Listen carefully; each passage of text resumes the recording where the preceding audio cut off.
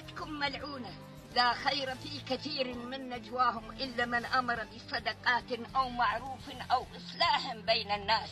وإن طائفتان من المؤمنين اقتتلوا فأصلحوا بينهما، فإن بغت إحداهما على الأخرى التي هي تبغي حتى تفيء إلى أمر الله فإن فأت فأصلحوا بينهما بالعدل وأقسطوا إن الله يحب المقسطين.